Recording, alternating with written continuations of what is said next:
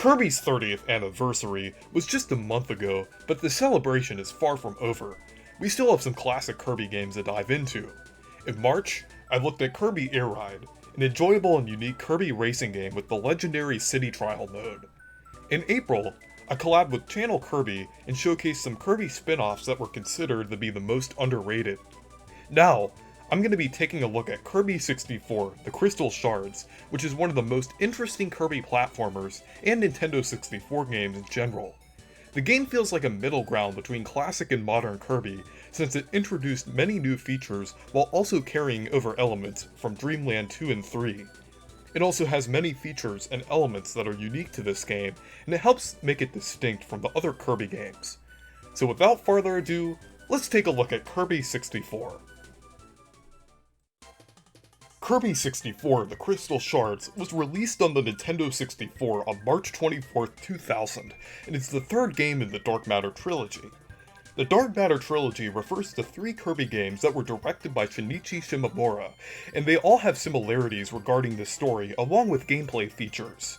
They all also contain the character Dark Matter, which is a significant antagonist in the Kirby series, which appears in cloud form, possessing various characters at the beginning of Kirby 64.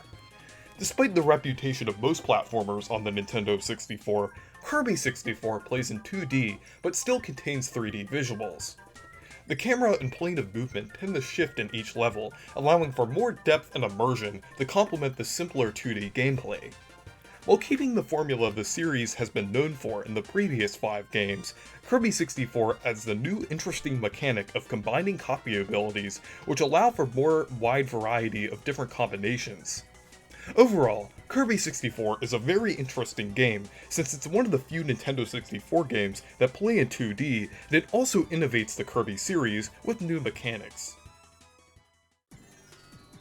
The development for Kirby 64 began shortly before Kirby's Dream Land 3 released on the SNES in 1997. Initially, the game was planned to be fully playable in 3D, due to the increasing use of 3D graphics at the time, but was later changed to a 2.5D game, as it was easier to translate the Kirby formula in that way. The initial prototype was made in 1997, and it was a remake of the original Kirby's Dream Land that was fully controllable in 3D, akin to Mario 64. After the game switched to 2.5D, it still used the analog stick for the controls until relatively late in the development, when they switched to the D-pad. The game was also originally planned to have 4 playable characters, with Kirby, Waddle Dee, Adeline, and King Dedede. The player would have been able to switch between these characters using Ribbon, which is how that character was originally conceived. The animal friends from Dreamland 3 were also planned to return and would have been required through Adeline's paintings. The animal friends do appear in some form in the final game, but only through the stone cutter combination. Like a lot of other Kirby games, Kirby 64 has a fairly interesting story. Basically, on Ripple Star, a planet inhabited by fairies, there's a powerful crystal that is kept there. Dark Matter attacks the planet, Ribbon flies off with the crystal, and then Dark Matter causes the crystal to split into dozens of crystal shards that land on the surrounding planets. Ribbon then lands onto Popstar, where she meets Kirby, and they both agree to find all of the crystal shards. Throughout Popstar, Kirby runs into Waddle Dee, Adeline, and King Dedede that have become possessed by Dark Matter, but then they join Kirby after they are beaten. After going throughout Popstar, all of them travel between various planets to collect each of the crystal shards and progress towards Ripple Star. In the game, there are 7 worlds in total, with 4 to 5 levels each, with the final level being a boss stage. Each world also has different theming, with Popstar being grassland and forest, Rockstar being desert, Aquastar being ocean, Geostar being tropical, Shiverstar being snow with some abandoned civilizations mixed in, and Ripple Star having a more unique theme. The final world is Darkstar, and it requires all of the crystal shards, along with beating Miracle Matter, of the final boss to be unlocked. This is where the true final boss, 02, is fought, and that is where the story properly concludes. If you beat Miracle Matter and don't collect all the crystal shards, the player will get the false ending. As I mentioned earlier, Kirby 64 retains much of the traditional gameplay from the other games in the Dark Matter trilogy, while also adding many new mechanics. It kind of feels like a halfway point between the classic Kirby gameplay of the 90s and the modern Kirby gameplay following Return to Dreamland. The main new mechanic is the power combos, which is the power to combine copy abilities. Basically, you obtain a copy ability as usual, but you can throw a star with that ability at another enemy to combine the copy abilities. Like in Kirby and the Forgotten Land, there's only a limited number of base copy abilities, but with the power combo, there's nearly 30 combinations. With a couple of them, like Burned Ice or Burned Spark, they're pretty inefficient. But others like Bomb Cutter, Stone Needle, and Spark Cutter can be very useful. Many of them even change Kirby's appearance in interesting ways, since Ice Spark transforms Kirby into a refrigerator, Burn Needle transforms Kirby into a bow and arrow, and Needle Cutter transforms Kirby into this abomination. Along with being very useful or simply fun to use, some of them are required to collect certain crystal shards. 3 crystal shards are located within each non-boss stage, and the ones that require the power combos are usually color-coded.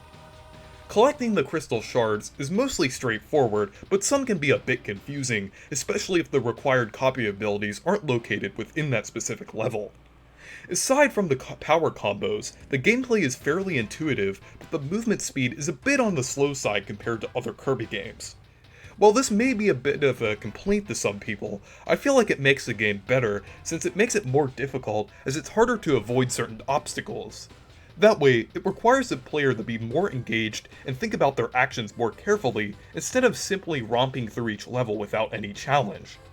Overall, the gameplay in Kirby 64 is definitely an improvement from the previous entries since it's very engaging overall. Many people say that Kirby 64 doesn't look visually impressive for the Nintendo 64, and to that, I strongly disagree. While the graphics certainly aren't the most impressive on the console, the game overall is still visually appealing. There are many unique and interesting locations, with a wide variety of colors used. The models and textures themselves actually look fairly good for the Nintendo 64, since a lot of the models use higher poly counts. The atmosphere of the locations themselves are also very interesting, and they feel like living, breathing worlds, albeit on a much smaller and simpler scale than modern Kirby games. For example, the factory level on Shiverstar has ambient sounds along with the many functions of the factory serving as obstacles. One highlight of the presentation of Kirby 64 for me has to be the music, since this has to be one of my favorite Kirby soundtracks of all time. There are so many great songs in the game, such as Popstar, Rockstar, the boss theme, Ripple Star, and of course the battle themes for Miracle Matter and Zero 2. Each music track fits each location very well, and as a result, it makes the game feel more engaging and immersive overall. While the main game is very fun and has a lot of content to offer, like in most Kirby games, it also contains a few minigames. Each minigame has 4-player multiplayer and is the only part of the game that contains multiplayer. The first minigame is 100 Yard Hop, and in this minigame, you race against the other players to reach the end of the course by hopping.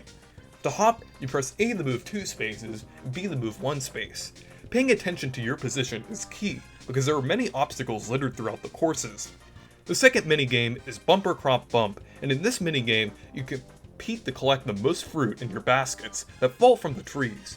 You can also push the other players to the side, and in the harder difficulties, bombs will occasionally fall out of the trees, which will destroy all of your fruit if you collected it. The final minigame, which is my favorite one by far, is Checkerboard Chase. In this minigame, 4 players are on an 8x8 checkerboard. You can press A to send a shockwave, causing all the blocks in the direction that you are facing to fall. The last person standing wins. A little while into the round, the outer perimeter of blocks falls, causing the play area to be smaller, making this game very intense overall. Kirby 64 has been re-released several times since its original release on the Nintendo 64, and is very accessible today. The first time it was re-released was on the Wii Virtual Console in 2008, and it was, very interestingly, the latest mainline Kirby game on a home console, as Return to Dreamland wouldn't be released until 2011. The second re-release was a part of Kirby's Dream Collection Special Edition in 2012, which was on the Wii. This collection included a booklet which contained some concept art and development history on Kirby 64. The third re-release was 3 years later in 2015 on the Wii U Virtual Console, where it was one of the early Nintendo 64 games released for it. The latest re-release was a week and a half ago in May 2022 on the Nintendo Switch Online N64 app. This version had a weird issue where the game would soft lock if Kirby got hit by certain objects underwater, which made the Acro boss fight very difficult. Thankfully, this bug was patched this week. The video was published. Overall, Kirby 64 has been re-released many times over the past 20 years, and has been accessible to a lot of people. Anyways, that's Kirby 64, an amazingly fun 2.5D platformer on the Nintendo 64 that's packed full of content, unique gameplay, and an eldritch abomination of a final boss.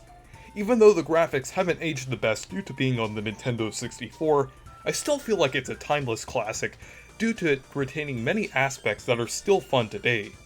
Along with having aspects of 90s Kirby's titles, it also introduced many standards that would pave the way for the modern titles.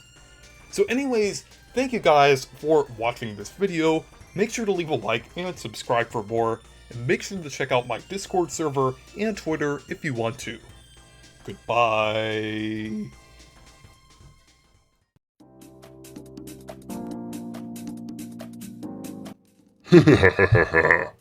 Huh. What are you doing here, Kablooey? Watching Reese's newest video about Kirby 64, of course. Kirby 64. Man, that's the game where Kirby defeated me. What did he do? Suck you to death? Reese needs the ultimate payback for playing and reviewing this game, and even uttering my name. He needs to do something so awful that he'll regret messing with this legendary Kirby villain. He should play Kablooey.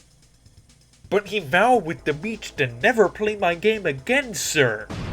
Shut your mouth, Discount Grimace. He's gonna do a full review of Kablooey this time, and I'm gonna make him do it. As you wish, sir.